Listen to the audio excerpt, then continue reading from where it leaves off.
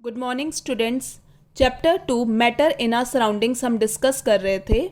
Are today's topic is change of state of matter.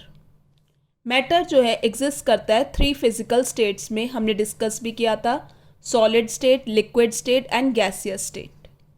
हम change कर सकते हैं फिजिकल स्टेट ऑफ मैटर को 2 वेज से, either by changing the temperature और बाय चेंजिंग द प्रेशर। या तो हम टेम्परेचर को चेंज कर सकते हैं या फिर हम प्रेशर को चेंज कर सकते हैं।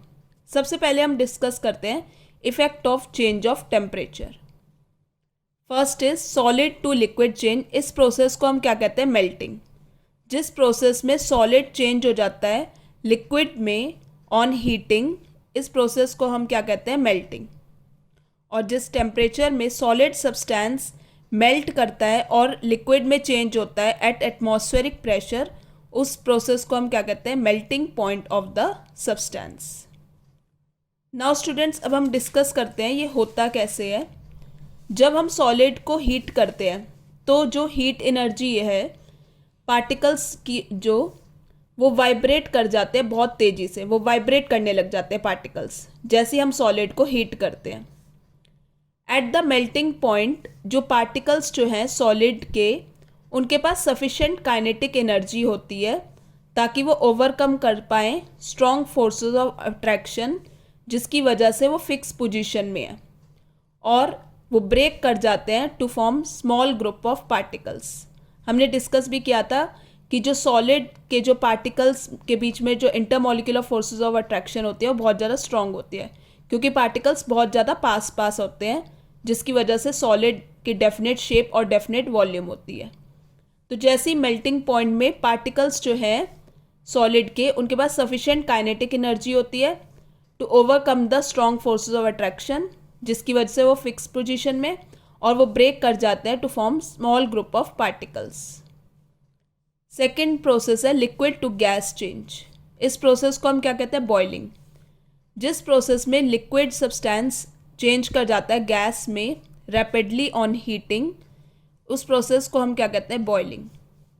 जब हम लिक्विड को हीट करते हैं तो जो हीट एनर्जी की वजह से पार्टिकल्स बहुत तेज़ी से मूव करने लग जाते हैं। एट द बॉइलिंग पॉइंट जो पार्टिकल्स जो हैं लिक्विड के, उनके पास सफिशिएंट काइनेटिक एनर्जी होती है to overcome the force of attraction, जिसकी वजह से वो बंधे हुए हैं और वो सेपरेट कर जाते हैं इनटू इंडिविजुअल पार्टिकल्स और लिक्विड बॉयल कर जाता है to form a gas. Next process है गैस टू लिक्विड चेंज। इस प्रोसेस को हम क्या कहते हैं? Condensation. The process of changing a gas to a liquid by cooling, इस प्रोसेस को हम क्या कहते हैं? Condensation.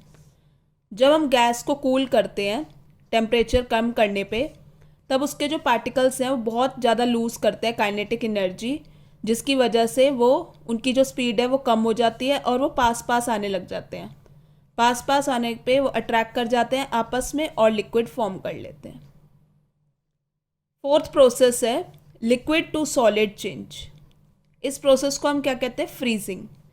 The process of changing a liquid into solid bye cooling, इस प्रोसेस को हम क्या कहते हैं? फ्रीजिंग।